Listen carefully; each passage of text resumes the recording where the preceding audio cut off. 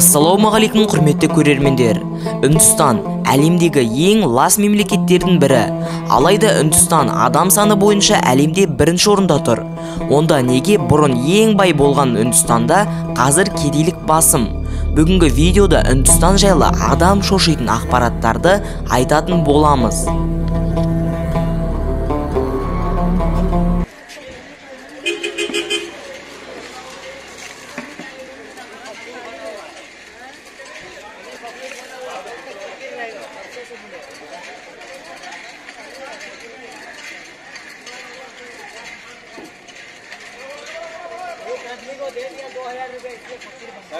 Алдымен видеоны бастамас бұрын арнамызға тіркеліп, лайк басып қоюды ұмытпаңыз. Ал біз жалғастыра берейік. Ұзақ уақыт бойы үнділердің территориясы мен халқы Ұлыбританияның иелігінде болған. Сондықтан үнділер көбіне өздерінің туған тілінде сөйлемейді. Сөйлесе де ағылшын тілін араластырып сөйлейтін болған. Үндістанның ресми екі тілі бар. Олар хинди және ағылшын тілі. Алайда халық ағылшын тілі және тағы 22 түрлі тілмен сөйлейді.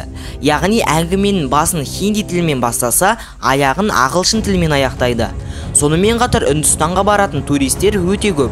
Сол себепті үнділердің басқа халықтармен салыстырғанда одан да көп тіл үйрене алатын мүмкіншіліктері бар.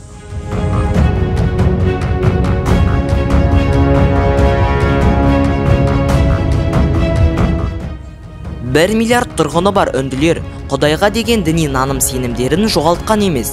Әлі күнге дейін өздері шығарған фильм мен сериалдарында әйтеуір табынып жатқанын көрсетпей өтпейді. Бірақ бәрі мына тұрған мүсінге емес, басқа да нәрсеге табынады. Мысалы, мына сиырға. Олар сиырды әулие санайды. Егер Үндістанға барсаңыз, қаланың ішінен толып жүрген сиырларды байқайсыз. Өйткені олардың салтында сиырды союға және жеуге қатаң түрде тыйым салынған. Бізде шошқа тыйым салынса, оларда сиыр. Бірақ біз шошқаны тіпті көруге жиіркенсек, үндістер үшін сиыр молшылықты, тазалықты, қасиеттілікті білдіреді. Сол үшін олар бір сиырға бола мүлдем ет жемейді.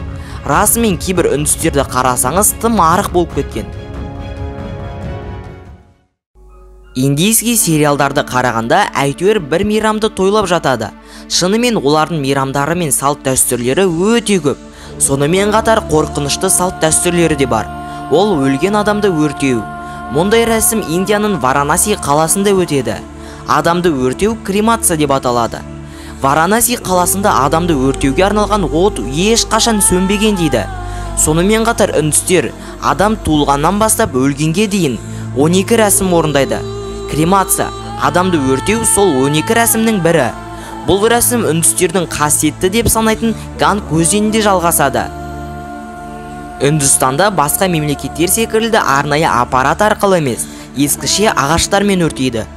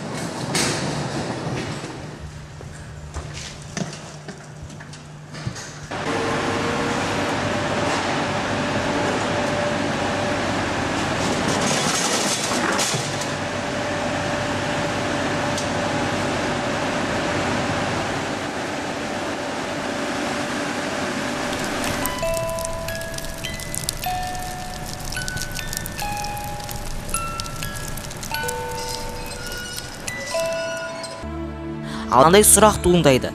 Үндістан халқында кедейлік басым.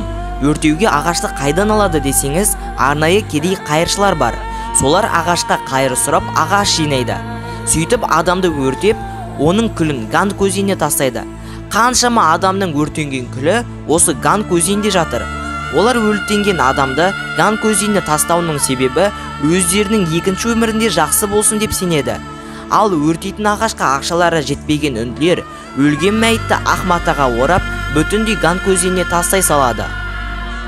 Үндістері көбіне осылай жасайды. Ал ауқатты адамдар ағашпен өртеп күлін тастайды. Ең жаманы әйелдер. Егерде әйелдің күйеуі өлсе, өртеніп жатқан күйеуінің отына әйел өз-өзін өртеп өлтіру керек. Егер бұндай әрекетті жасамаса, әйел екінші күйеу алуына тыйым салынып, өмірінің соңына шейін бақытсыз өтеді деп сенеді.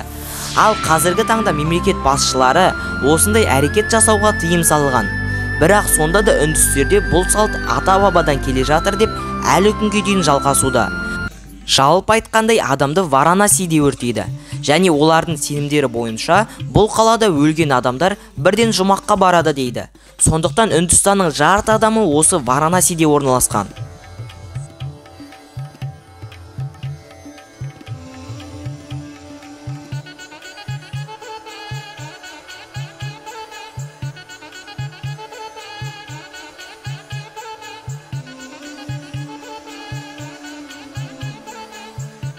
Ганга өзені үндістердің қасиетті өзендерінің бірі. Ганг немесе Ганга деп аталады. Бұл есім менің ойымша өздерінің бір мүсіндерінің аты секілді. Бұл өзеннің қандай лас екенін сөзбен айту қиын. Өйткені бұл өзенде не жоқ десеңізші бәрі бар. Қоқыс болып лай болып кеткен бұл суда толған адамның мәйіттері мен адамның өртенген күлі, нәжістер, әйтеуір жиіркенішті нәрсенің бәрі бар. Бірақ осындай адамның мәйіті толып жатқан өзенде үндістер қасиетті санап, сол суда жуынып, ауыздарын шайып, киімдерін жуып, сиырларын, малдарын жуып шаяды.